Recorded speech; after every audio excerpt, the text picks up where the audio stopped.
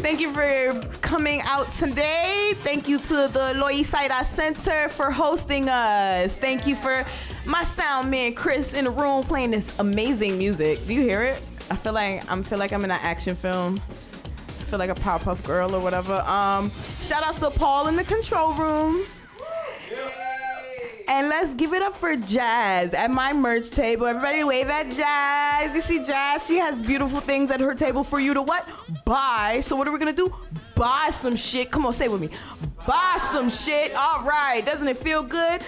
Welcome, guys. Let me give you some house rules, and then we're gonna get into our open mic, okay?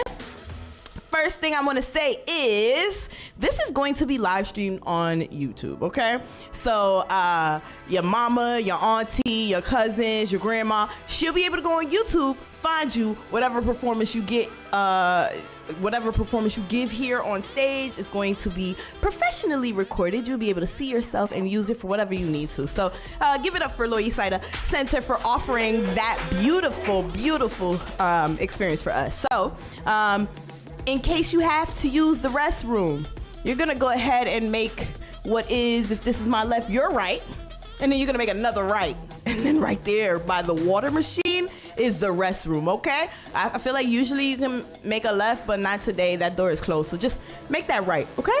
Cool. You see this beautiful center? What we will not do is tag it up. There will be no graffiti. You will not leave any trash here. I will beat you up. No, I won't. I'm sorry. It's a lie. I'm very gentle, but I will be disappointed, and you would be disappointed in yourself because we want to continue to have beautiful places like this in our community. So keep it together. Respect the space. Yes? Awesome. In terms of respecting the space, we also want to respect the performers. So I know that, like me personally, I have a child. My bladder is crap. If you have to pee, don't wait. Go before the performer gets on stage. But if for whatever reason you have to pee while they're performing, the performer only gets about 5 minutes. Hold it. Have some respect. Cool? Also, silence your devices. Mine is usually making noise, so let me take the time to do that with you. Did you see how I lost that piece of paper? Wow, crazy. Okay, here we are. Silent mode on. Check me out. Okay, cool. Aside from that, let's see. Oh, the microphone. Don't move my microphone. Don't touch my microphone. I might kick you in your shin. I will stand up here. I will adjust it for you. And yeah, that's just respect the microphone. It's fancy, isn't it? Don't touch it. You don't want to pay for it. Aside from that, I want you to know that each performer is gonna have about I'm gonna give you about 7 minutes tonight. I think we have enough time to really get to know you today. If you want your quality video performance, remember I did say it will be live streamed. You can find it on YouTube. I want you to understand that, like, if you can't see yourself in this monitor right here, then none of the cameras are picking you up. So nobody else can see you but the people in this room. And if that's what you're going for, that's what you're going for. But in case that is not what you want, stay within the parameters of this microphone, okay? Cool. No censorship, no hate speech, no nudity. I love nipples, but not here. And there's no theme, so feel free to perform whatever it is that you'd like to perform. I think the only real theme here is that the women get the priority. And so they will always be able to touch this microphone before our beautiful men. Still love you deeply. We got like one in the room tonight. It's crazy. No. We still have men, and they're doing their thing, right? Paul in the control room, Chris on the sound. Chris is always on the stage with us. So, I just want to shout out to the beautiful masculine energy in the room. And guess what, guys? That's all I got to say in terms of announcements. So, I'm gonna read a poem out of my phone. I don't usually read things, but I want to, in honor of poetry, National Poetry Month, in honor of the community that I have been back in and been able to find home and a safe space in, I want to shout out King Camarillo. He's been doing this amazing amazing like promotion for his album. He's going out for a Grammy nomination. I hope that he gets it because he's doing amazing work in our community. And he's King Camarera. Listen, I'm real Spanish. You saw how it came out? It's crazy. I don't even be trying to claim that, but it's real. It's within me. He's in me. I talked to my father before I got here today. He like the Spanish Jackie Chan. Like, he still don't know no English. Like, it don't make no sense. So my bad. But he's making amazing strides in the community. And he had this challenge. He had this challenge called the I've Been Writing These Poems challenge. And I want you to know that I myself had a feature. I had so many features last week, out of time. In DC, and the spotlight poet and some of the people on the open mic all had I've Been Writing These poems. And he's from the Bronx, right, Jazz? Big Bronx energy. I just want to shout him out. I love it when the people are in the building. And so what I'm gonna do is I'm gonna read for you first, and then I'm gonna bring up the person that I announced on deck. I'm just gonna go grab my list, so don't be alarmed when it's nothing but a black space. I'm back. Look at that. All right, so on deck, we're gonna have Zoe. Give it up for Zoe. On deck means like after the person on the microphone, you will go next, okay? I also want to say be gentle with me, guys, because I haven't read this poem since I wrote it. Oh, shit. Right? It's like it's still warm shit.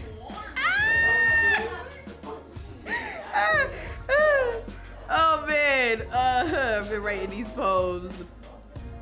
That's mad crazy. Let's see. Oh no. I've been writing these poems. It say it's not here. It's a lie. Hold on. All right, I tell you what. I told people they'd never catch me reading a love poem again. I know, and I don't like to be a liar, but because I can't find... Why can't I find it? Oh, look at me crashing and burning. Oh. Why? Oh, I lied to you. I found it. You ready? I've been writing these poems before I knew their name. I mean, I was always a vessel gifted by God, a walking stick to make braille his prophecy. Faith is blind. I don't expect you to see the magic, but the alchemy has always been felt because I've been writing these poems before I could hold a pen. I was a symphony of hymns sent like Alakazam. The truth precedes the language. The truth inspires the tongue. I've been writing poems in spit and flame, and everything then turns into a flood. I mean, I poemed an arc that could surf your timeline, a scroll or a scripture, prophecy poem. Picture this little girl hearing God throwing the pulse of a pen, penning a world only possible in the practice of prayer. Before they were poems, I would pray in a verse the Lord laced into my deepest dreams. In REM, poems sent to save lives I won't live to know about. I've been born in poetry before flesh. I've written poems before breath. I could be the siren and you could call my song a poem, but it would only have been written in Finn and to begin again like rebirth. I second life. Third eye open, colored the chakras so you could Basquiat a haiku. I was a hiccup of the Holy Ghost's inner thoughts, and I did not care to name myself a poem.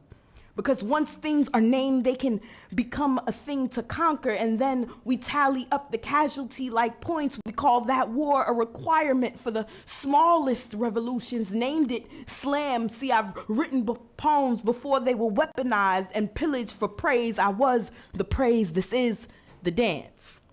Shout out to King. Shout out to be finding that in my notes. I gotta like organize things. All right, cool. So on deck, I have Tricia Patras. Close.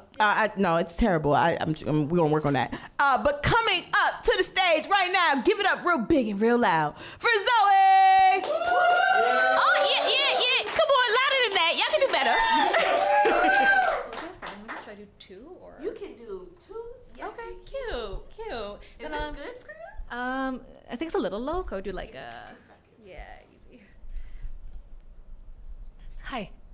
Okay, cute. Cool, since I have extra time, I'm gonna start with the poem I wrote a little while ago about womanhood, because that feels appropriate for tonight.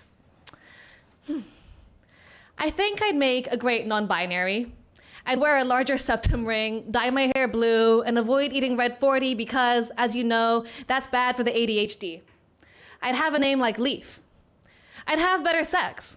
When men ask me to put on knee-high socks and a plaid skirt, to braid my hair like a Japanese schoolgirl, I'd say, no, actually, I'm not a schoolgirl. And maybe, respecting my masculine authority, these men would acquiesce. I'd carry myself differently. I wouldn't be afraid to gain weight, because as hard as it is to be a chubby Asian girl, it's different when you're non-binary.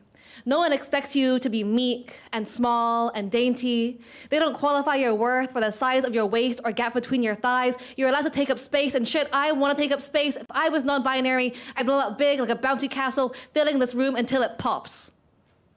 Just kidding. Let's be honest. Even if I was non-binary, I'd still be asked to wear the high socks and the plaid skirt and the braids, and hell, if I was lonely, I'd probably still do it. Men would compare me to a schoolgirl, and I'd say, oh, actually, it's a school them. And they'd say, what? And I'd say, never mind. Things don't get easier with a change of pronouns, so long as the world still hates anyone they perceive as a woman or a femme. I hate being perceived as a woman. Not because I'm not a woman, I am, but because of all the shit that gets attached to being seen as a woman. I hate the expectation of sweetness, of elegance, and the constant imposition of femininity, as if femininity belongs to women and women alone. I hate being seen as a woman, not in a trans way, but more in a like, let me be gross and smelly and really good at burps kind of way. And I want to feel safe when I'm walking home kind of way. And I want to take up space and blow up huge like a bouncy castle kind of way. I don't know if I'd make a great non-binary, but I know I'd make a great woman if womanhood itself was a little bit less binary. If the world opened up the door to what that word could be past the fetish and male gaze. There are so many cis women out there right now trying to gatekeep what womanhood means, and I want to shake them by the shoulders and scream, holy shit! Don't you see that you're making it worse for us all with all these garbage rules about what a woman can look like, what weight she can weigh, and what body parts she can't or can't have, as if the problem is that women have dicks, when in fact women have always had dicks. No, the problem is that we feel scared when it's 2 a.m. on the subway, regardless of what's in our pants. The problem is that the scope of womanhood has been constrained to the size of 1080 by 1080 pixels, in which most of us don't fit, and we're left pressed against the margins, forced to starve ourselves until we disappear. I don't have time to trace out all the ways that dysphoria and dysmorphia intersect, other than to say they're rooted in the same systems, that they share more in common than just rhyme, and I need you to know that there's something fundamentally oxymoronic about an acronym like TERF. I want a more expansive kind of womanhood, one with an archway so wide that my sisters and I fit beneath it all at once, rather than vie for the single coveted seat at a table of girl dinner, where we convince ourselves that someone else's crumbs make a whole meal. And in getting there, our feminism too needs to grow big and wide, past the pussy hats and penis hatred and Pinterest boards of perfect bodies where skinny girls lay on white sandy beaches with their white scarlet skin. Our feminism needs to get fat and crip and huge, so huge that it blows up the room and makes this patriarchy go pop. Wow. Thank you. And one more, this one's new, and this one's the reason my boyfriend, thank you. This one's the reason my boyfriend wouldn't come tonight. It's titled, Why My Boyfriend Should Break Up With Me. 1, because I hog the blankets, I kick in bed. I'm a slow texter, and when I reply, it's accompanied by a, you up? Or a, babe, can I have 20 bucks? 2, because I never cover the bill, even though I claim to hate gender norms, and I pretend not to hear when he asks for my help with the house or the chores. I weaponize incompetence so well that I tell him I don't know what those words mean, and I drop the dishes on purpose so he'll never ask me to clean, at least not anymore. 3, because he makes way more money than me, which means that I'll never give back as much as I get. I like to drink the wine from his fridge and to wear the bling from his drawers, and in return, I'll grant him a pat or a peck. I'm a real klepto, which means that I take things like cutlery, wine glasses, and cash. I sneak it into my purse between my makeup and rings, and he ignores how it clinks when I leave. A real gentleman. 4, because as much as I gain from his material wealth, I call him a sellout and make fun of his job. He's a software engineer, whatever that means, and spends all day long at a desk typing up code that makes no real sense. Whereas I, a real leftist, self-flagellate daily at my nonprofit role, making flyers on Canva to tug on the hearts of the top 1%. I'm really out in the trenches, groveling hard for every penny and cent, until at last I give up and I text back my boyfriend, babe, could you give me 20 bucks? 5, because I once called him a bad person for not giving cash to a kid on the train who looked so sweet when she asked. I said, you can be such a Scrooge, and I pulled out my wallet to give her a 5. Well, she left the bill in my hand, grabbed my wallet instead, and before I could collect my jaw from the floor, she'd already ran off the train, down the station, and up the gray stairs. It was my boyfriend that chased her and grabbed my things back. When he returned them, heaving and puffing and expelling a pant, all I could say was, yeah, okay, whatever. Also, one quick aside, the moral here is not to stop giving, but to do it in a way that's a bit less head-ass. 6, because he reminds me too much of the real adult my parents want me to be, with a high-paying job and a mid-rise apartment, with a lift and a doorman and a weirdly good landlord who actually responds to his in-portal tickets. Next to him, I'm too emotional, naive, and dumb idealistic, like an overgrown child living in her Peter Pan world where all harm can be undone via love and affection. Just have enough faith. Tinkerbell exists. If I just believe hard enough, the Dems will win the next election. 7, because sometimes I get sad, like really sad. Like I'm too sad to get out of bed kind of sad. The type of sadness that's so heavy, it drags him down with me when he tries to lift it off because he never has the right thing to say or some miraculous spell to make it all go away. And even though it's not fair, I hold it against him. It makes him feel useless. This makes me self-righteous. He can't understand why I'm sad. He doesn't see the world in the same way I do, as this big, meaningless void where nothing I do matters and everything I do goes to waste, where I spend my days on a line of constant defense trying to fight fire with liquid squeezed out from the beads of my sweat, where all his affection and all his donations can outweigh the level of hate we endure from big corporations who've decided that DEI is the next biggest threat. 8, because he's content, and I drag him down. His world is so good. He's living his second-gen immigrant American dream, and it suits him just fine. It serves him no good when I rant and I whine. It does not spark joy when I point to the ways his work is corrupt, or call out his roommates for their dumb posts online, or when I redistribute wealth by stealing his stuff. He could live 60 years in apolitical bliss, gaining status, earning power, getting big on LinkedIn. He could move to the suburbs and start raising kids with someone, ideally, who's a bit less of a bitch. Babe, I can't make you happy. This we both know. So end it right now and just make it quick. Tell me you love me and then let me go. You pack the house and I'll flip the switch. Thank you. Thank you. You can find me on Instagram at Zoe Fuad, which is ZoeFuad.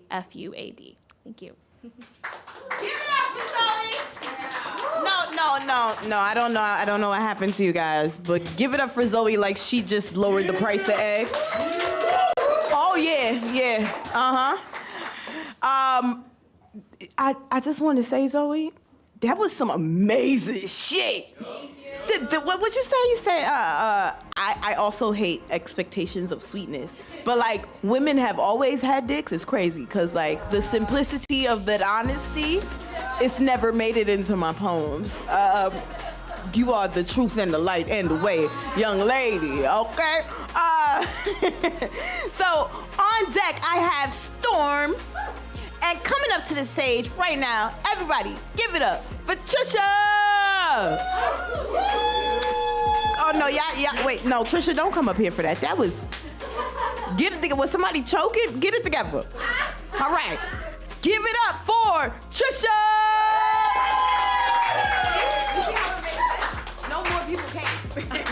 So true.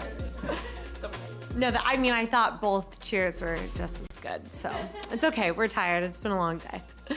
My name is Tricia. Nice to meet you all tonight. I'm gonna start off with 2 poems, and then I'll end with kind of like a little, I guess, writing, if you will, from like a journal style prompt. I'm gonna start like sad and then end happy. So this first one is called Decay. It was just kind of inspired by all of the death that has been happening lately between Palestine, natural disasters, just fucking everything. So Wrote this one just when I was in my thoughts and couldn't get out of it. A battleground of bodies, both big and small, make the world seem not unreachable, but tall. The smell of uncertainty radiates the air, matching the circuits of despair that revolve around the souls that inhabited this ground once before. The draping eyes that formerly could see are now indefinitely swollen shut. Instead of looking at the extremities of life, they have entered a new realm only seen after the Exodus appears.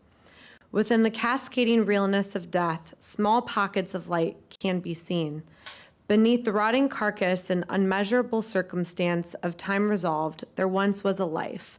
This life represented light and has now returned after darkness. Through the uncertainty, one thing stays true. Through decay, the remains will grow into something new. Thank you.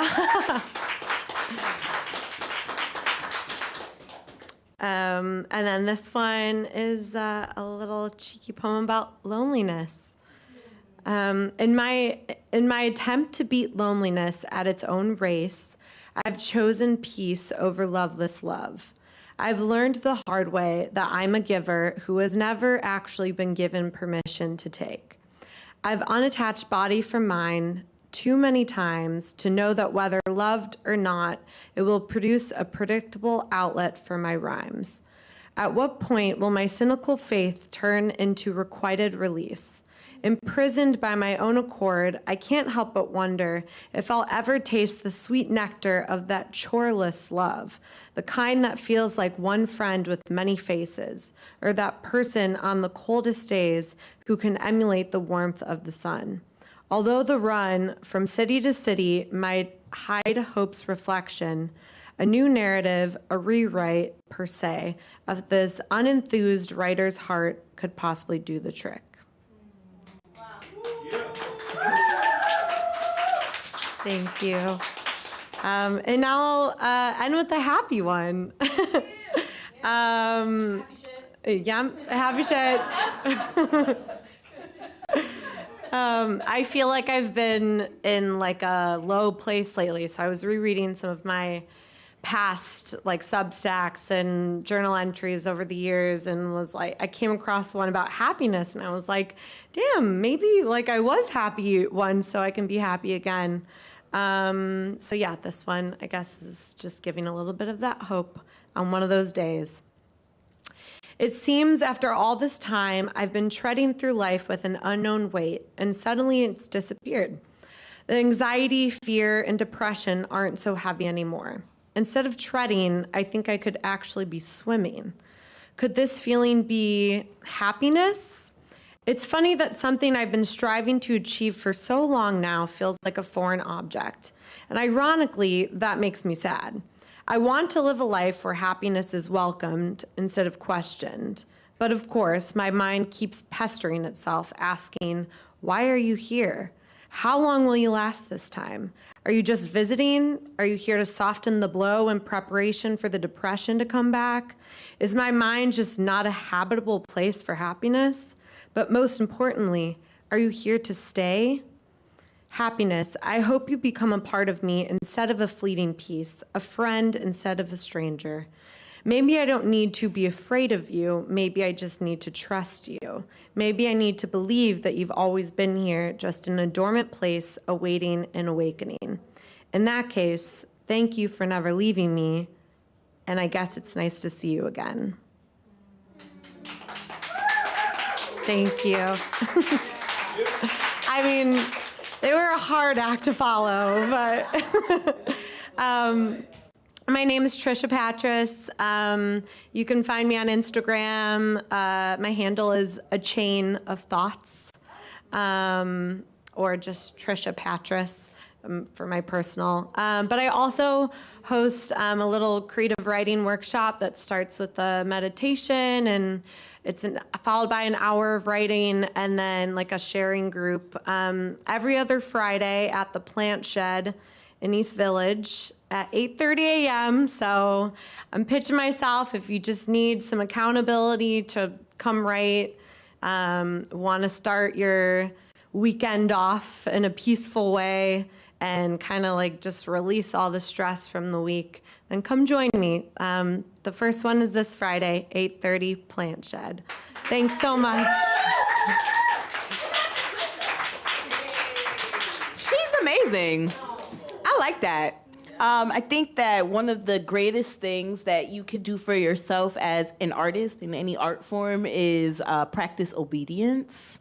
And you know, holding yourself accountable by making sure you make a workshop is a phenomenal way to practice that obedience to your craft. So thank you, Tricia. That was amazing. Also, like, you're saying it was so hard to follow Zoe, but the idea of a choreless love made me so hot I done came up out my hoodie. It's just such a wonderful idea. Anyway, on deck, I got all the way from the merch table. Get out of town. We got Jasmine G all the way from the merch table. She's on deck, but coming up to the stage could be a superhero. Give it up for Storm.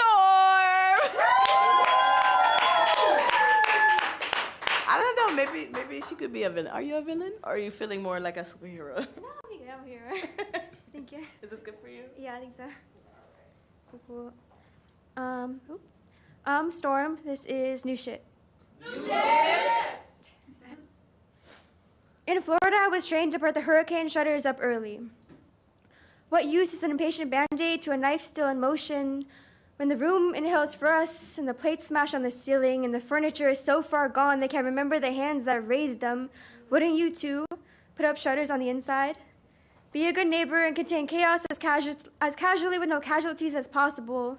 Here our categories are measured up in fistfuls, cement a wall so beautifully it breaks from the pressure. We don't need contractors for contradictions, so call it what you will. In mortality, it's good when there's blood in the water, and maybe it's just easier for solace to find us when we're part of something greater.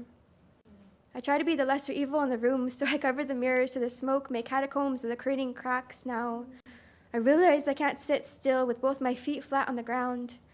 At least not sober, at least not till my exit points feel less like spider webs, at least until it matters like I get kettled symmetrically, but maybe it's meant to be like I too can't let shit go, but I don't know how to treat tragedies like a book of X's, but sometimes impact reads just like a hug. It's so easy to stilly see a tsunami form like the birth of someone unburdened to never get to know, and forgiveness feels so much like a first aid kit. I pray I'll never need to use it, afraid it'll be so bad I won't know how, and the thing about wounds is they need pressure for blood to slow. And storms like these don't know how to cease part way, so the bunker becomes autoclaved, and the smoke is so livid about being seen, we both hope there's cleansing in this steam, and sometimes I don't know how to react, so I just recoil. Like if momentum's the last thing I get to be, let the parting gift be retribution's eulogy. So I stock up on hourglasses for when time comes to raise a coast to the floodwater. Relatively celebrate all we are and were and will be. The sand has kin etiquette to its family after all. And drift for dreams of becoming furniture yet, and the holes in the roof skull symphonies at a howling wind, and I unlock the door long enough to consider leaving. I remember driving to Miami during a hurricane warning. How was the first day in months the pigs left us alone, 10 seconds, 2 miles.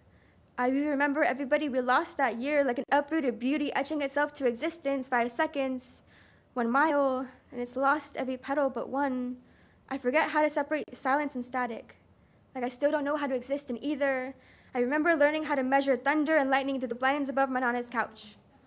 And I wonder if at 0 seconds, amidst scoring bolts and no breath left to catch, she was grateful to at least be home.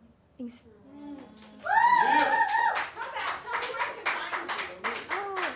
You guys can find me over there and we can like exchange. I love it here. Did you hear where you can find her? In the flesh. Get out. There are not too many people who can be found that way anymore. I don't even think my kid has friends that want to play like on the block or outside. I don't think anybody cares about the street lights coming on. They're all home already. They're home all day. All day. That's crazy.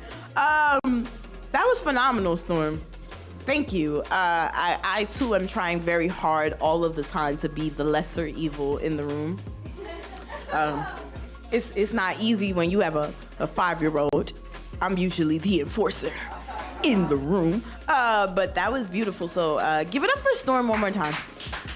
Please connect with her in the flesh. I haven't heard this in so long. She's got to be an amazing person. Coming up to the stage, we're gonna have, I'm not gonna say that because I'm wilding, I'm ahead of myself. I wanna say we've made it to the part of my open mic where the testosterone gets to speak. Oh, I know. On deck, I have a beautiful soul. He's coming up to the stage. I met him on Friday, and he shook my hand, and he tried to crush it. And so I want to say that's a businessman in the making if I've never met one, okay? But he did come in today. He's fabulously dressed, and on deck, we will have Mufasa. But coming up to the stage, all the way from the merch table, and repping real hard for the New Yo. Give it up for Jasmine G.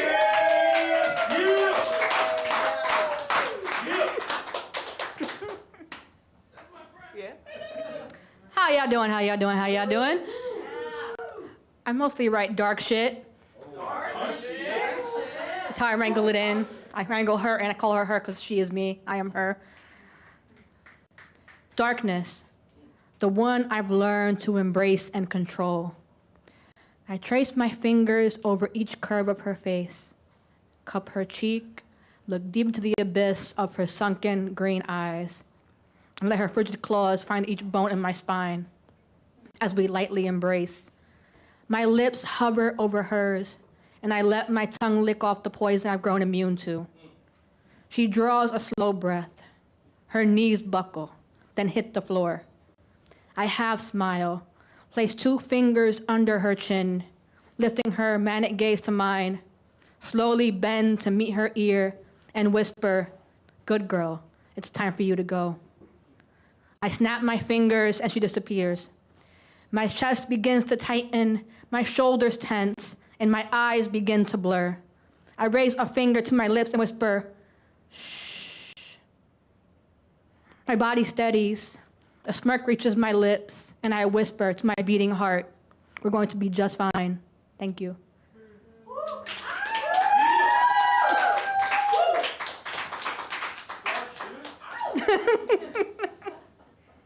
So I'm writing these poems. The next poem is this one. It's a new one, brand new. I've been writing these poems to keep my heart beating. Every word is my life support. My pen is my voice, and the page is an unforgiving mirror, reflecting truths that devour me whole if I keep them in. The claws of my demons try to pump venom of self-hate into my chest, but my pen is always quicker. My hand burrows deep into their chest as the sour stench of lies and deceit emanates from the ink, dripping from their now empty body cavity. I watch the life drain from their eyes as my stained hands yank out the depression, anxiety, and PTSD. Just spread them across the blank page. Thank you.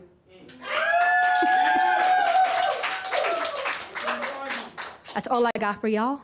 If you want to come find my IG, jasmineg.nyc. Thank you.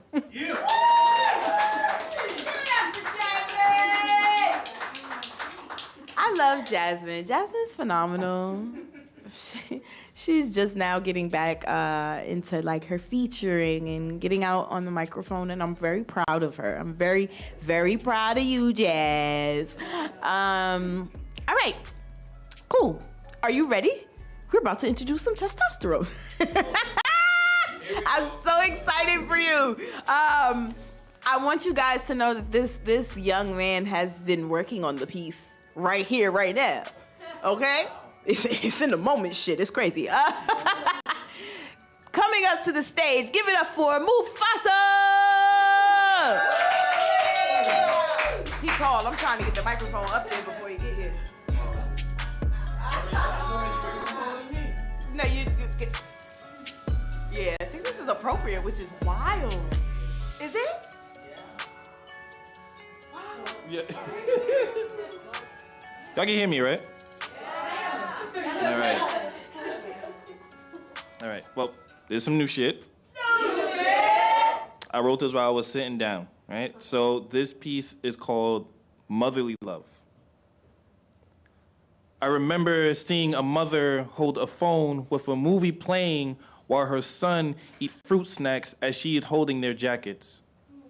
I remember looking at the mother's face, seeing how much she was tired and was phased. I cannot fathom how many trials and tribulations she has faced while her scars of battle are bare across her skin, telling stories before her mouth ever does. I never undermined the strength of a mother's love, a love that could burn brighter than stars in dark skies to become a guiding light in clouded skies, a love that could make the color in the sky turn blue, a love that can heal wounds with wonder. I know that if they are weak, her words will reinvigorate him.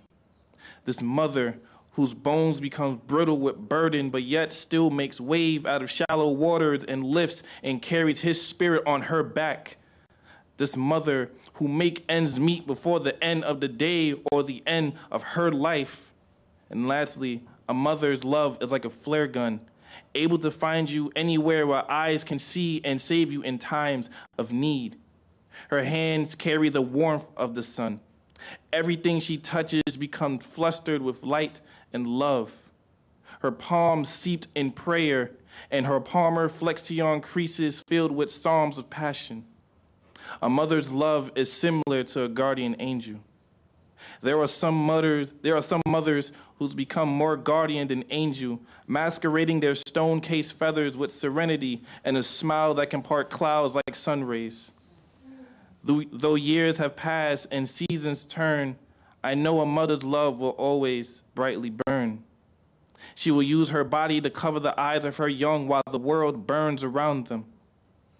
It reminds me of my mother's love, my own mother's love.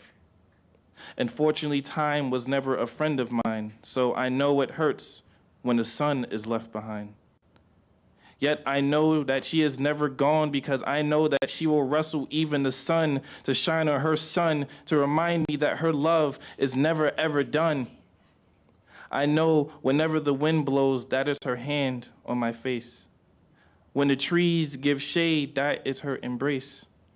When the sun warms my face, I know that those are her tickling kisses. When it begins to rain, I know that every drop is her tears of joy, that she is proud to be a mother of such a strong and sweet boy. When the grass hugs me, that's her holding me tight. And when I hear wind chimes in the soft night breeze, it's her singing me goodnight. So I look at this mother who is like Atlas, carrying the lives of her sons and hers on her shoulders with aching muscles and aching spirits. This mother who does not need Herculean strength to lift up her son to show the world the king that she brought into this world. This mother who will make the whole world burn just so her son can rest, knowing that nothing with evil intent can ever reach them. This mother who will use her own body warmth on cold days and take the clothes off their back to make sure their son stays warm like the sun until the sun shines bright once again on her son. A mother who can make magical moments out of the mundane that you will believe that Santa Claus fails in comparison to her. This mother who can turn scraps into 5-star meals to last through the night, whose money is running dry but always full on faith. This mother to whom, if he were to make an abode for his demons, will be the light and lighthouse to always find a place of solace. Before I leave the train, I engrave the scene in my head, thinking to myself, knowing that when hard times come his way, I know someone's mama got their back. And even when the world is against them, we'll be with them, even when they are against themselves. Thank you.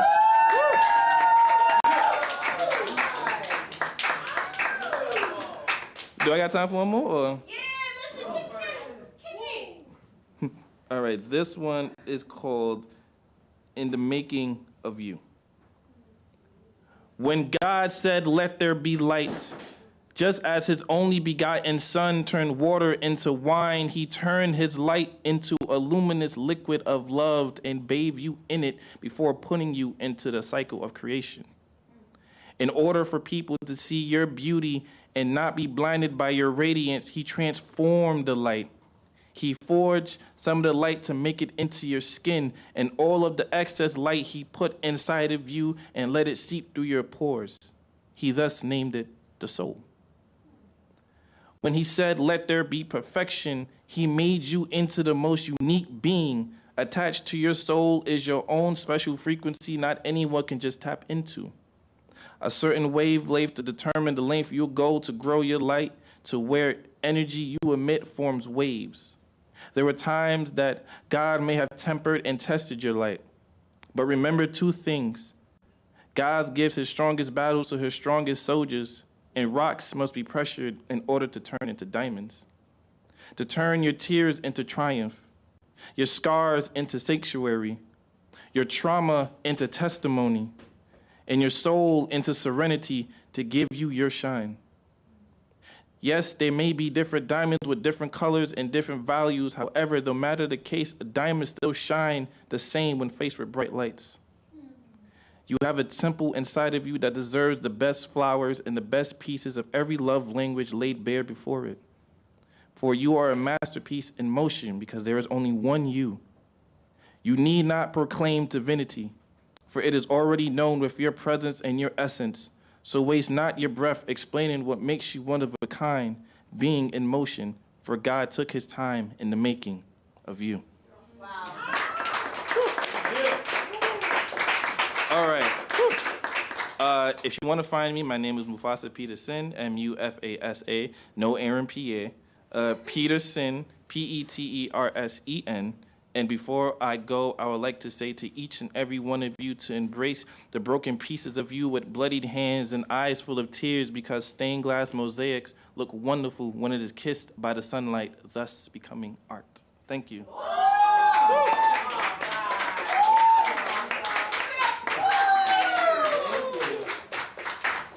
Do y'all see this? It's very humbling. It's a very humbling moment for me. I want to say thank you for that first piece that you wrote on the spot here. As a mom, I just be extra soft in those places. And yeah, I burned the whole house down for my job. I burned the world down for him. So I appreciated it. This is the part of the show where me and Paul from the control room and Chris do a little dance. Chris on sound, right? And we do like a little dance. He plays some music. He throws up some visuals. I tell you what all that is about. But right before that, I want to invite somebody very, very special and important to the community up on the stage because they have an announcement for us. So I want you guys to give it up for the executive director of Loisaida, Alejandro Epifanio Torres.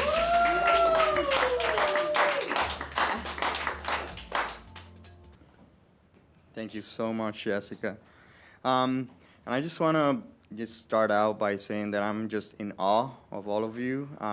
It's very much a privilege for me to take a little bit of this time, but I thought it was appropriate to make this announcement at the Women's Orators Wednesdays, as we have recently lost one of our most powerful women of the neighborhood, Marlise Mumber. And so before we continue, I'd like to invite us all to take a moment of silence in memory of Marlise Mumber. Marlise was more than a photographer. She was a witness, a neighbor, a fierce defender of Loisaida. Arriving here in the 1970s, she turned her lens toward a community too often overlooked, and in doing so, preserved the spirit, the struggle, and the resilience of a people shaping their own destiny. Her work through photography, film, and direct action reflected a deep commitment to the Puerto Rican community and to the radical beauty of everyday life in our barrio, which I think we're all witness of that right here amongst you. Let us all hold space for her today in gratitude and remembrance.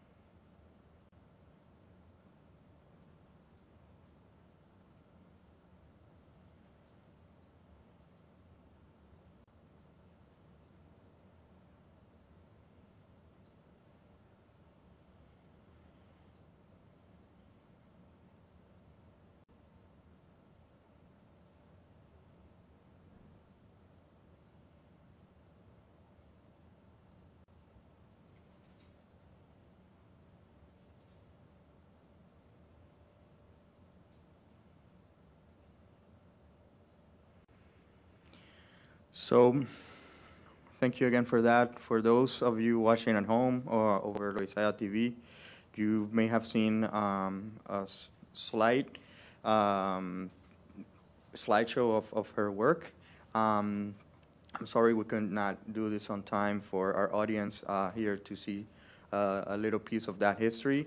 But I would invite you to go back to the Nuyorican Poets Cafe YouTube page, to the Loisaida YouTube page, as you're looking for your performance, and also take a moment to look up Marley's Mumber. And I will end, again, just in gratitude of you all. Thank you, Caridad, for holding the Nuyorican Poets Cafe up. Such an important institution. I'm so proud and privileged that this open mic is happening here. And again, I want to end up by thanking all of you for being here. Thank you. Thank you. That is beautiful. I want you guys to give it up again for Alejandro, for the space, and for Miss Mombre. There's a beautiful history in the arts that happen here, and so that's wonderful to honor. All right, Paul from the control room, Crystal and Sound, are you guys ready to do the dance with me? Let's do it. This is the halftime show dance where I get to let you know all of the beautiful things that the Nuyorican is hosting and offering in the community. Are we ready? All right, here we go. Our first slide is up. The Nuyorican Bowery Slam happens every Monday at the Bowery Poetry Club. The winner of this slam gets $20 in cash money, okay? Listen, you can get you a beef patty, a menstrual card, maybe a beverage. Don't buy no eggs. You can't get no eggs with that $20. I'm just saying. Aside from the $20 cash money, honey, you get the opportunity to come compete at our... Chris, were you trying to turn the dance into a salsa or something? Anyway, if you win that $20 on that Monday, you get to invited to our Final Friday Slam, and you get to win so much at that Final Friday. Actually, Paul, could we next slide for me? Oh, check that out. That's my coach, McPherson, Tony McPherson. He's gonna host your Final Friday, right? So if you win the Monday, you get invited to the Final Friday that my coach hosts, and let me just tell you, you're gonna win $100 cash money. That's like 5 beef patties for real. It's crazy. You might could buy you some eggs at that point. Maybe just like a half a carton of like normal size eggs. Don't try to get the large ones. And then you get a nomination to compete for the annual Grand Slam. I think a woman won it this last year. I think she's somebody's mother for real, but her name slips my mind. But shout outs to the women because they showed up. Okay, the next flyer is me. Well, check me out. Here we are, where the women have showed up at Women Orator Wednesday. So every first Wednesday of every month, I will be here at WOW. And I will be supporting all acts here. You can dance, you can give me like a comedy set, make me laugh, you can spit some poetry. I love poetry. Anything that works for you. We are inclusive for all types of art and acts at this open mic. Go ahead, hit me with the next flyer. Now hear me, in this same space, right? Will not be hosted by me, but I've met that host, he's phenomenal. Every second and fourth Wednesday of the month, the Nuyorican is going to have an open mic, specialized studio sessions for artists looking to take their work to the next level and receive high quality video and audio capture of their performances. So again, all of the open mics that happen at the Loisaida Center are live streamed to our YouTube channel, and the doors will open at 6 p.m. for that. All right, come on guys, hit me with the next one. Woo! You see that QR code? You see that QR code? This QR code is for tickets and info for all of our programs, okay? We got programs like the online open mic, Know Thyself meditation and writing workshop, the slam workshop, the teen open mic, 1,000-word open mic, and even more. Hit me with the next one. This one really important, right? Because this is how you get to donate. And the Nuyorican Post Cafe is a nonprofit 501c3 organization, which means we need your help. We can't buy eggs either. We can't do it. All we got is art. And we need some assistance. So scan the code. Jasmine has a code. Do you want me to same. It's the same QR. I didn't even know. Just donate or come volunteer. We like really need volunteers. Feel free to sign up with Jazz at our merch table for that. Okay. Also, I'm a terrible host. No, I'm not. I'm just, I'm a human and I'm working. So there was a flyer for the Final Friday. I want to say this Final Friday coming up will be virtual. So just like this, you feel me? This is how you're going to interact with the poems online. It's going to be beautiful, though. And, it's free because it's online. Get out, y'all. It's free. And the person who still win get $100 still? Oh, they changing the game at the New York. Oh, I didn't know you had it like that. I'm telling the people you broke. No, let me stop. It's a beautiful thing, and I'm so excited that no matter what, we're gonna get you this good art. Okay, so this Final Friday, I just again want to say that it will be virtual, and that means it's free $99. So make sure if you're not, because you don't have to buy anything, that maybe you hit up our merch table and what? Buy some shit. Wait, no, hold on. We don't know that's what I'm gonna say. Come on. Buy some shit. All right, okay. All right.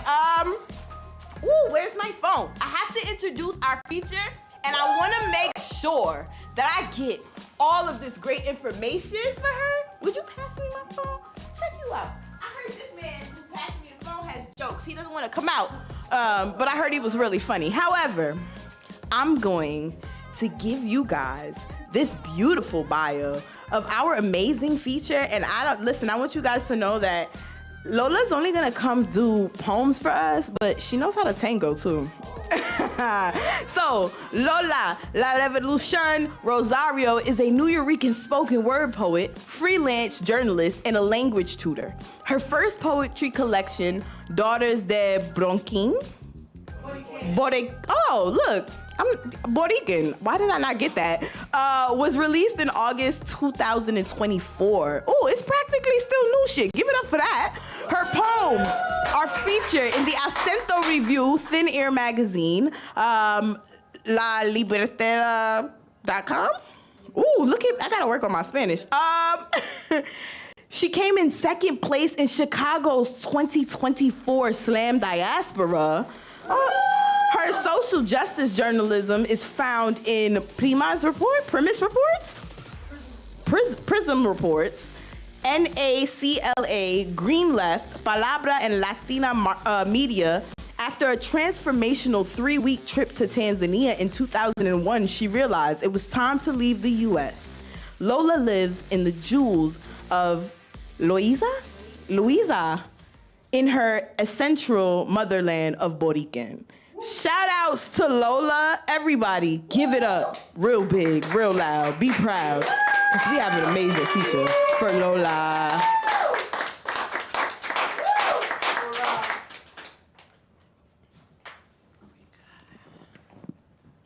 We're back. How we doing? Okay, so Hahom, I learned this by last summer from Boarani. He's an ancestral medicine keeper. Hahom is our Taino indigenous Taino word for gratitude. So Hahom to Loisaida Center, Alejandro, Promise. This place is special because it's where I first took the mic in New York City last October here. And home to the Nuyorican Poets Cafe, and to you folks for being here. To Somebody's Mama is somebody's mama, Jessica. And a special shout out to Mufasa because he gifted us all with his presence, and he gifted Jessica and I flowers. So very important that I point this out when I say Palestina Libre. I am also clamoring for and shouting que viva Boriquen libre y soberana. So it's very, very important that I say that. And I didn't know Marlies, is it? I am convinced that el espíritu de ella, her essence is. Did she use her pronouns? Okay, her spirit is here with us. So, yeah, I'm gonna share a little something. Okay.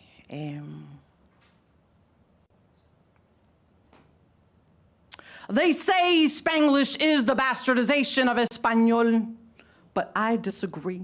You see, for people like me, it is the sole language binding us to a place not of our birth, but whose whispers cross oceans to remind us tú también are part of me, no importa what others say or think. It is a vernacular we navigate with ease, one unconcerned with proper pronunciation, perfect diction, correct tense or gender agreement. It teases not our preferred pronouns, que si soy ella or ella or ellex.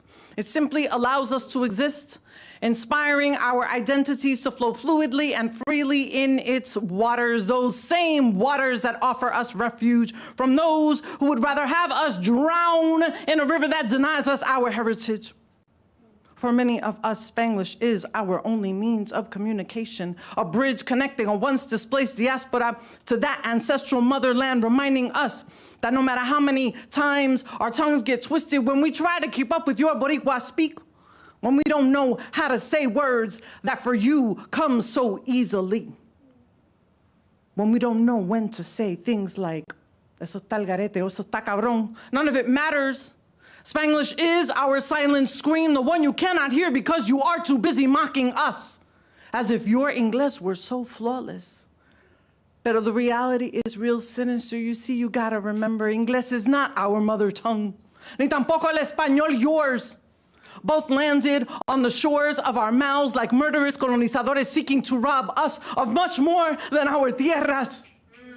Both were shoved down our throats so we would forget what sweetness sounds like. So we would think our ancestors, savages, whose languages needed sanitizing, and so to ensure we had something they couldn't take from us, we created this language, our language, la mía, la nuestra. A Spanglish that tastes like piraguas on a sweltering summer day in the concrete jungle of New York. A language that rains on us like veranos en los campos de Puerto Rico. It is our safe space where we do not have to seguir buscando how to fit in here. We're not different, not othered. It helps us feel unlost in a cultura and a country many of us yearn to be a part of. It is the GPS of our vocal cords. And no matter how many times our mouths take us on a detour, nuestro Spanglish always returns us to Boriquen. Ha home. Ha home. Ha home, ha home. It's a big deal for me to be here.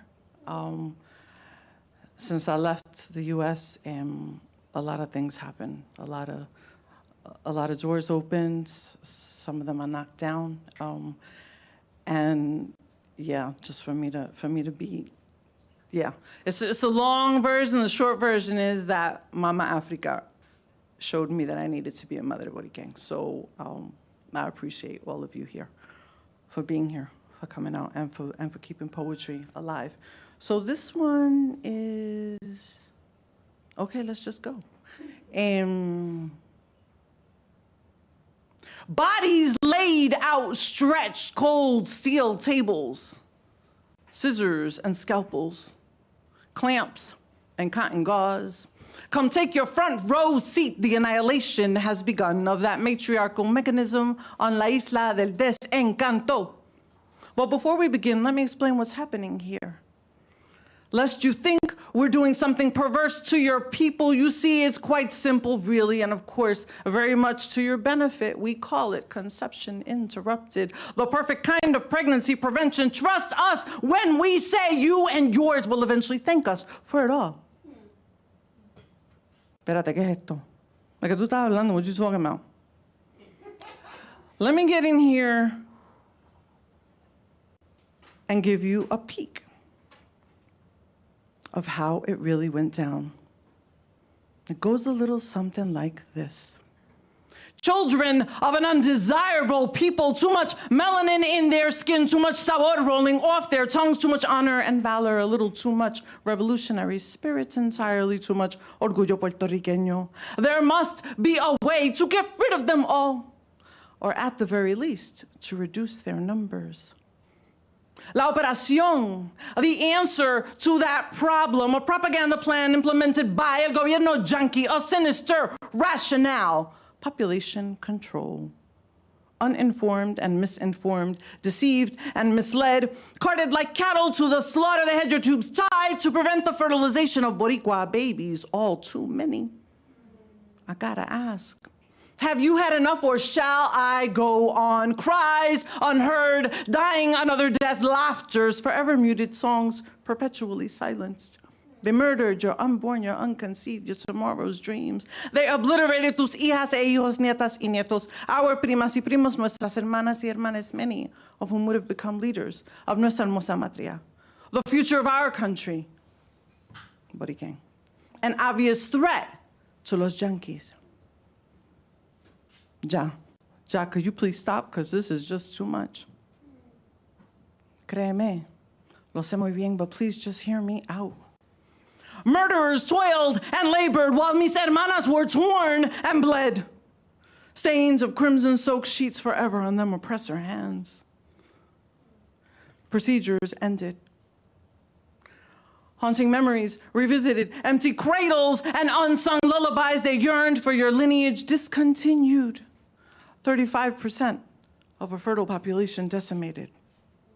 We cannot know what would have become of el pueblo puertorriqueño, but this much is certain, fewer in numbers, yes. But hearts still beating, generations still flourishing, la belleza de nuestra gente mightier than the blade. We are not erased. Never will it be so. How?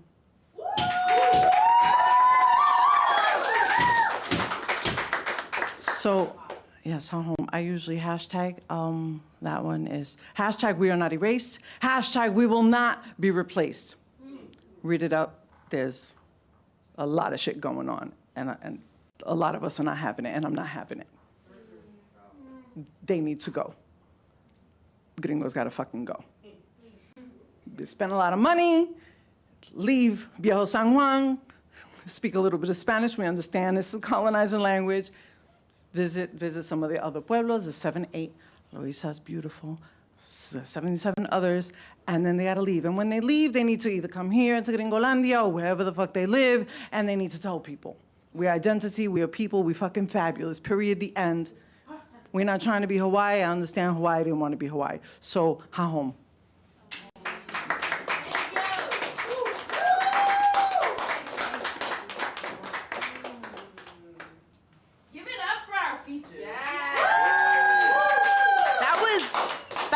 Phenomenal and changing and purposeful, and I think that I know that we're living in a time that the poets and the artists can only really see us through, and so I want us to hold on to artists as beautiful as Lola and as powerful as yourselves, because life is just getting harder. But that just means our poetry and our art is becoming more colorful and more vast. And so applaud the art in the room, guys. Applaud the art, applaud the revolution of showing up, of speaking your truth. I have a few more people on my open mic list coming up in my second half. I'm going to spit a piece to open up the space. But after me, I don't want to butcher your name, so tell me. Oh, Eli. After me, on deck, we're gonna have Eli, okay? Oh wait, do I do all the women now before Eli? Because Eli, it's okay, we have time. Okay, no, don't worry, Eli. It's okay that you walked up in here and you know you strong in your manhood. We love you. We appreciate you. All right. Yeah. Thank you for showing up. All right. So after me will be Eli. Okay. You could clap it up for me or whatever.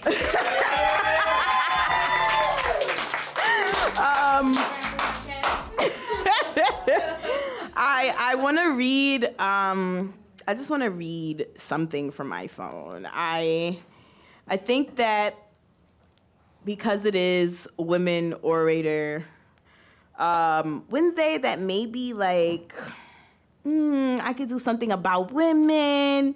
So I've actually. I heard you did a love poem last night. It's never gonna happen again. I almost did it earlier.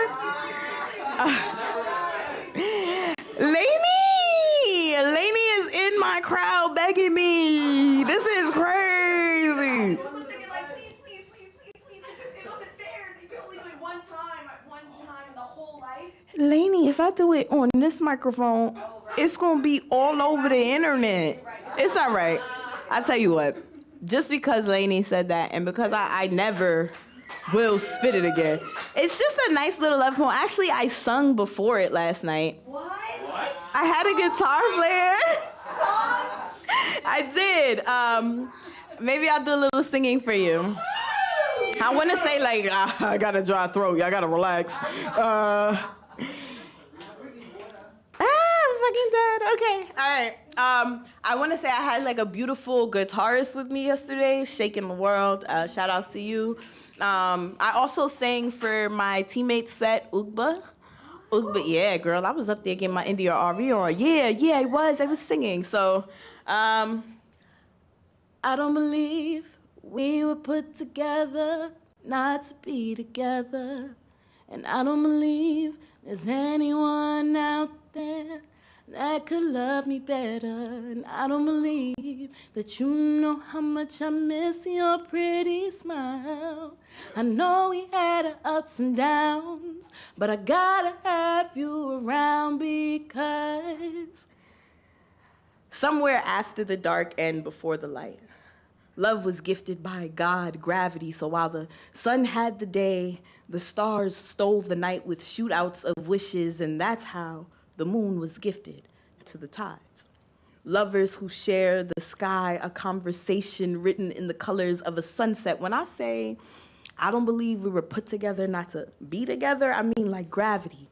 God gifted you to me a light, to calm the currents and bright the night, a song sung by seashells to paint us a breathtaking deja vu. I don't believe we were put together. I'm certain that it's true. Your love, a memory made in a lifetime I tried to leave behind, and still you followed me, and I caught you, a fever dream, a cold sweat and a quivering lip, a real love dressed in the slow fade of a 90s ballad of flowers and a symphony of sonnets. I feel it all over my body. I dream about you when I sleep, baby, your physics. In a world full of people worried only about chemistry, waiting for the boom, you are the swallow of a flame. I am a phoenix dying to fly ablaze through your chest like thunder. You call me towards you, rain, reincarnated into the gentle rock of a wave. We flirt, a mermaid's fin and a wolf's fang, a fairy tale, a fantasy. I dream about you when I sleep.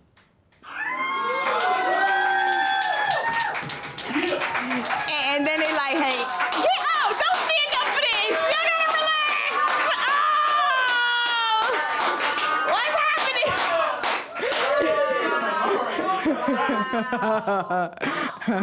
Y'all gotta relax. Never let that be the last time. Don't rob the world like that. Hear me, because Laney was in the front row begging, it won't ever be the last time. It lives online now. You can rewind now, play it again. All right, give it up for you guys. Eli, right? All right, so I have coming up to the stage a musician. Is the music ready, my sound guy? What's the musician's name? Eli, his name's Eli. Eli, you gotta come over here and wait to go next. Okay. Yeah. Oh, so we're not gonna have Eli on deck? We're gonna have Eli, let's do him on deck. Okay, no problem. So I tell you what, because I had to do something for you. I know that I usually call up my next performer as on deck before, but I know this young woman, and she's also 9th in the world for women of poetry, by the way. She's also the captain of NYU Slam Team. She's also just a very amazing soul and a bright light in the life that is mine. And so I want you guys, because on deck now is Eli, but coming to the stage, give it up for Laney, the poet. Come on. I love you too. Oh, we're the same height. You don't gotta do much. You don't gotta do too much. It's okay. You're welcome. Well, I got a question. Do I have time to do two? Yeah. Really? Okay, yeah. So I wanted to do this poem for y'all that I wrote this week, like in class. Do y'all know who Keith Lamar is? I don't know if y'all know who this guy is. Okay, he's this guy. He's in prison right now. He's been in he got in prison when he was like 19. Now he's like 55. And he got in prison for murder, which he did do, but now he's serving more time for something that he didn't do because there was something that happened in the prison. And although he's in solitary confinement and he's been there for the past 30 years, he makes music like through Zoom. And he's like been on like world tours, like through like musicians will just like come and play with him for free and just like bring him and like take him through the world. And we got to talk to him on Zoom in our class. And so I like wrote a poem about him while like I was talking to him, and I don't know, I just wanted to talk about it because he's pretty cool. If y'all give me like 1 second. Okay. Today I spoke to a man who was arrested when he was 18 and today is 55. He wanted to listen to a song with me, a prayer for Mr. Davis.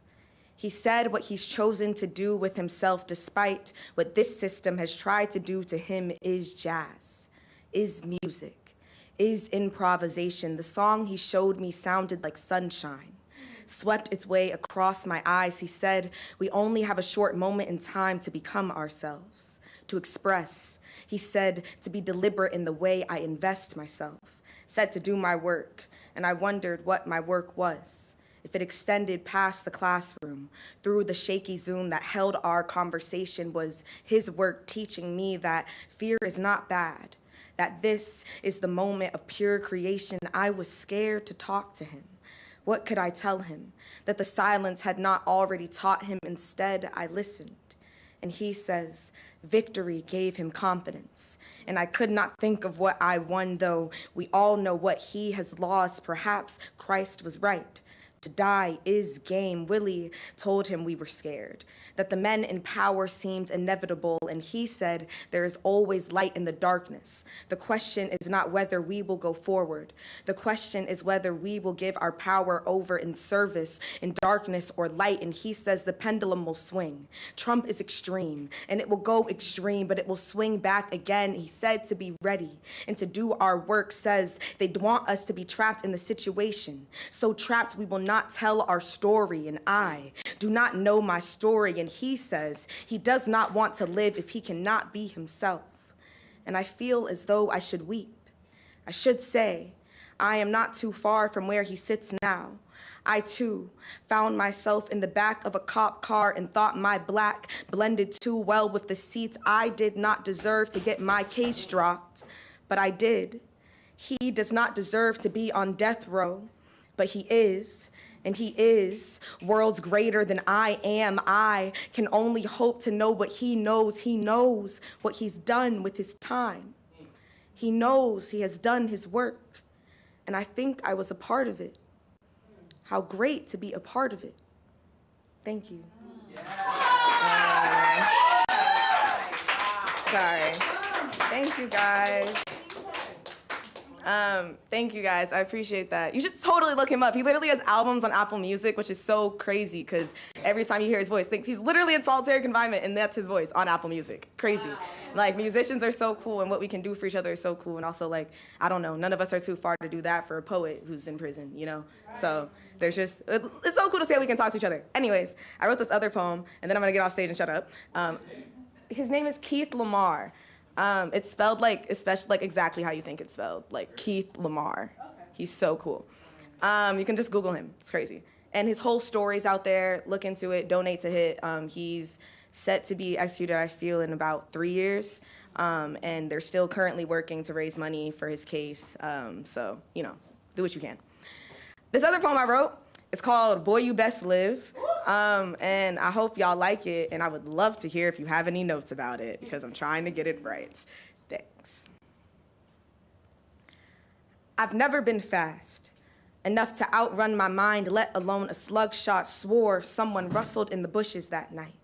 Tapped at my back window like a thief, breaking into what's broken already. You blame my black brain for breaking itself first. Claim I always thought someone was after me. Officer Grayson was after me, hunted like a horned hog, even murdered, sloppy, mixed brain matter with boiling water. You watch his white mask melt. Mama asks for nice officers, as if police and protection could exist in the same sentence. I have paranoia, but she had apophenia. Guess we both saw things that weren't there, like hope.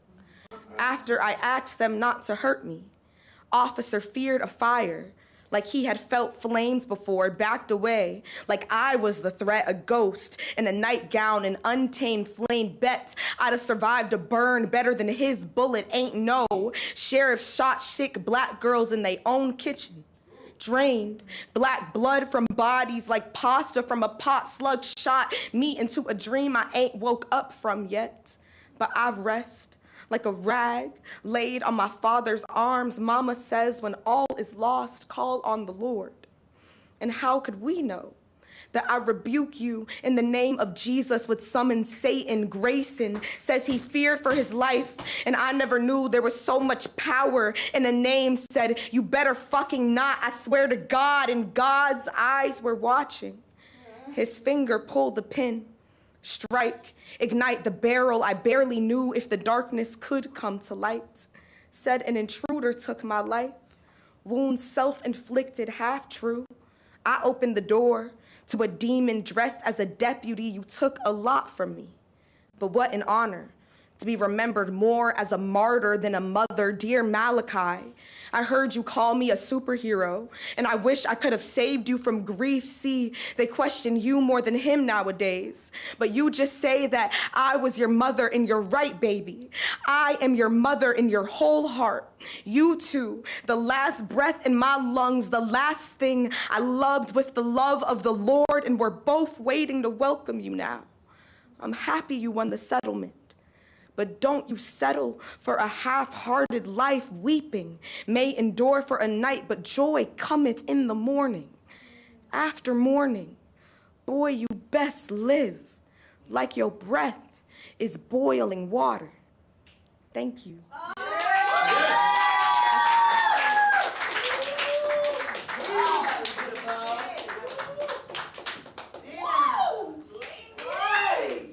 Shout outs to Laney. Laney, come tell us where we can find you at.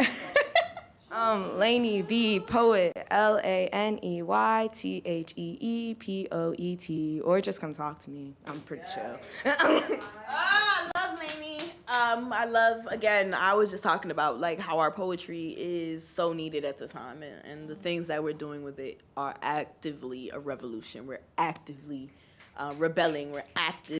That was a riot, if you ask me. And so, again, just give it up for Laney.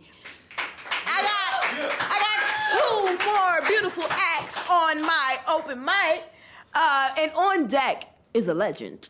There were a lot of legends in the room tonight, but not only is this beautiful spirit a legend, she is also the executive director of the Nuyorican Poets Cafe.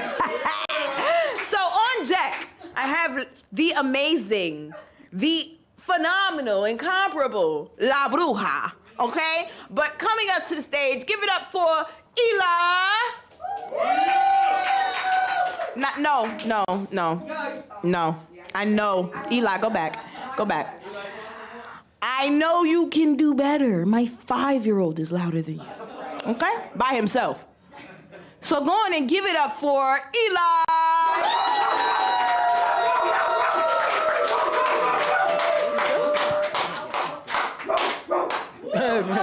Appreciate it. That's funny. So yes, I go by Eli Gzzz. Eli, you missed the rule. Don't touch my microphone. Oh. You need me to raise it? Oh yes, I'll just get it a little bit more higher. Thank you. Appreciate it. Wait, yes, I go by Eli Gzzz. I'm an artist from Brooklyn.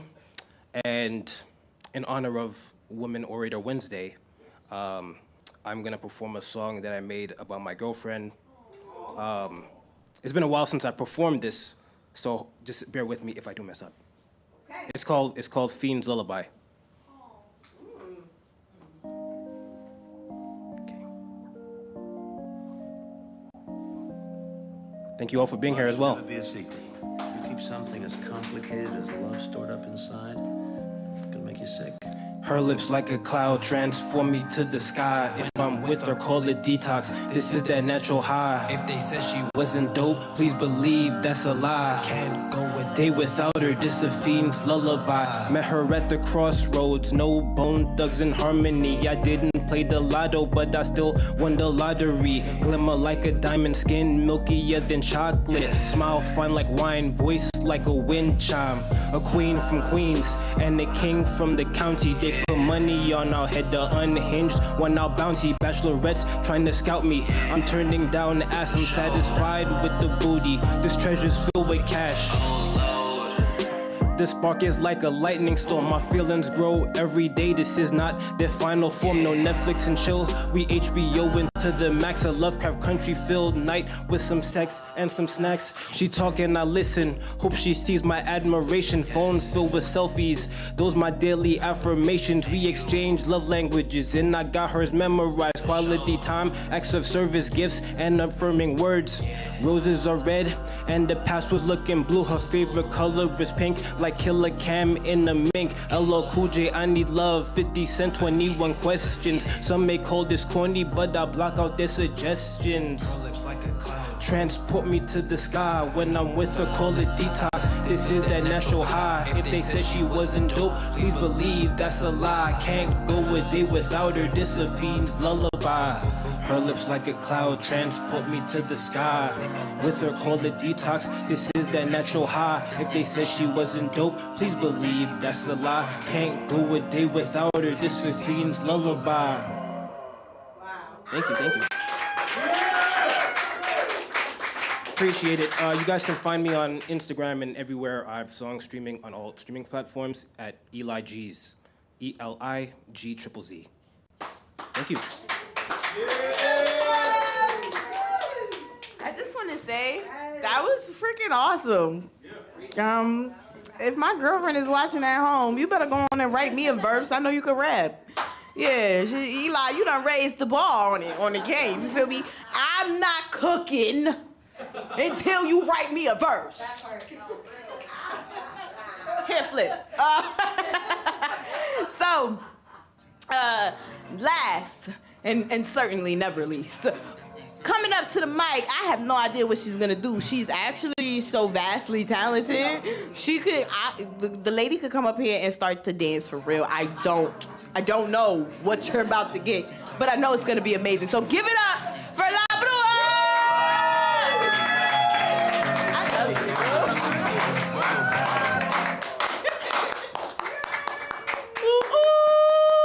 Yo, show some love for your host. You know what I mean?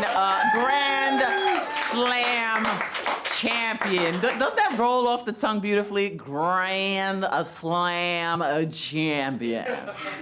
Yes, boo, that is you. And I'm just so grateful that you've taken on WOW in this way. You know, for the women, las mujeres. Here we are in Loisaida Center. I want to acknowledge yet again the spirit of Marlise Mamber, who captured Loisaida, 50 years ago. Like, we wouldn't know what this looked like. You walk through these streets and you could take for granted that, Loisaida didn't always look this way. And she captured our people in such a beautiful way. She, restored the dignity. And even though it was a hard time and it was a struggle, and Loisaida looked like the South Bronx, for real. And still, she captured the beauty. So, Marlise, your spirit, thank you. Yes. So you'll be seeing her photography for the rest of your lives and for generations and generations. I actually am celebrating tomorrow, will be my Bruja-versary, 29 years as La Bruja. Since stepping into the Nuyorican Poets Cafe for the very first time, 29 years ago tomorrow. Yes, 29 years, and I'm looking like I'm 21, right? That's that Bruja shit, right? But, I did, poetry I love, but, I actually love telling jokes. And there was no comedy set tonight, so you know what I'm saying? I was like, let me bring out some jokes. So bear with me. We're on some Bruja hot tip, okay? Shout out to our feature tonight that came all the way from La Isla Boriquen, nuestra madre isla, nuestra patria. Thank you, Lola, for being here. I have a poem called Lola, but it's not about that Lola. It's you know that poem. She's like, shit. No, I won't quote it, but not that Lola. But thank you, Lola, for being here. And, what I wanted to say about Puerto Rico is, Americans get a lot of tax breaks in Puerto Rico. America gives tax breaks to pharmaceutical companies specifically on the island, and Puerto Rico is the world maker of Viagra. The runoff from those laboratories are causing side effects in our ecology. We have the most erect men and the most erect palm trees in the entire Caribbean. Yo, it's hard to get a coconut. It's hard to get a coconut in Puerto Rico. It's expensive. That's why coconuts are so expensive. Yes. So, Puerto Rico is the first to make Viagra, right? And then there's also Cialis in the town of Cialis. Yo, we are making Viagra for the world. But, what people don't know is that Puerto Rico has also created the Viagra for women. It's called Vaginagra. Yes. It makes the lips swell so much that the woman feels like a virgin. The side effects include overswelling, and so the vagina might get too tight where nothing could go in or out. So if the swelling lasts for more than 4 hours, go seek professional help. Or a bruja or a santera or something, go get some help. A good indication is that your labia look like a cauliflower. That's, Okay. I'm kidding about the Vaginagra, but I'm telling the truth about the Viagra, though. I am telling the truth about those coconuts, all right? For real. I mean, people may take me very seriously, but I don't blame anyone because I realize I, too, can be very literal, particularly when it comes to certain things. Like, for instance, I can't be with a bad speller. Oh, no, I just can't. Because I love the written language too much. I mean, I'm a poet and a bruja, for God's sake. Our whole lives revolve around spelling. So...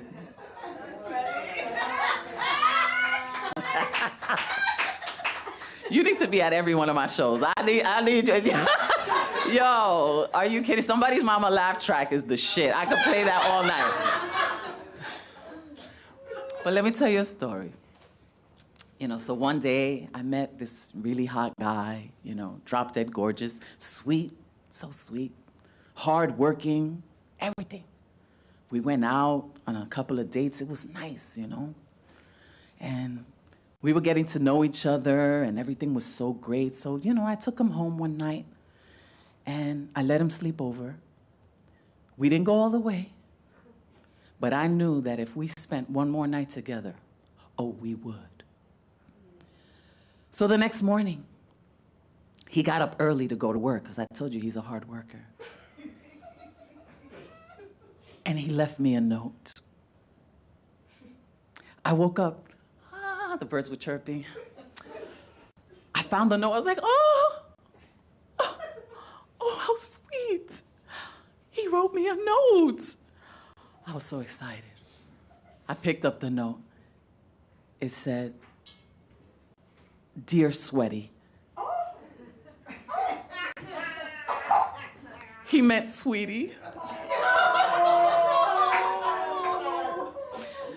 You were sleeping like an angle.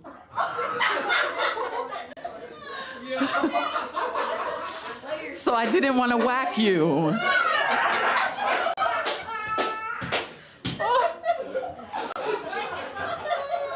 He didn't want to whack me, y'all. I mean, I felt so bad because he was so fine.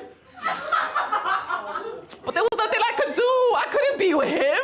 I couldn't be with him. He couldn't spell. There was nothing I could do. He should have got hooked on phonics. Or watch some Sesame Street and shit, you know? I mean, come on. Everybody has standards, right? Well, maybe not everybody, but, because, there is such a thing as selective vagina, and then there is some desperate vagina. And I'm gonna tell you some Bruja facts that no other Bruja is gonna tell you, okay? So check this out. You know why they always show witches on brooms? Why? Crickets. Okay, why? Because back in the days, women would use the end of their broom and rub a magic potion on the tip and use it like a dildo. The vagina would absorb the hallucinogenic and then the woman would fly on her broomstick while masturbating. I mean, don't come to my house and smell the end of my broomstick. But anyway,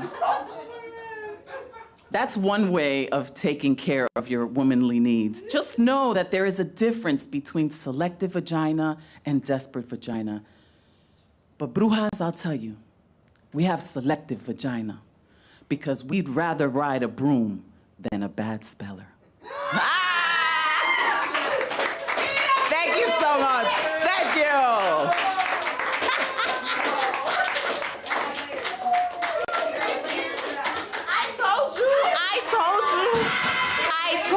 And I tried to warn you all that you had no idea what this beautiful, beautiful woman was gonna do. I wanna say that, like, maybe me and him could get together because I spelled just the same. I would have maybe my dyslexia would have just added in the missing words and we'd have been all right, bro. I'm happy you don't want to whack me, you know? I'm not for abuse, but that was amazing. Give it up for La Bruja. Give it up for yourselves. Give it up for Chris, my sound guy. Behind the scenes, you can't see him, but his outfit is what's up today. It got like a striped top. He's looking good in the back. Nice little hat. Kind of look a little sway. Kind of want to touch it. He's a smooth brother. Go check him out after the show, okay? And then, all the way from the control room, give it up for Paul. Give it up for Loisaida Center one more time.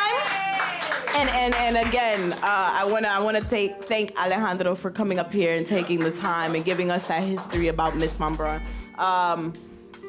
This was a beautiful night, guys. Thank you so much. And we done. That's a wrap.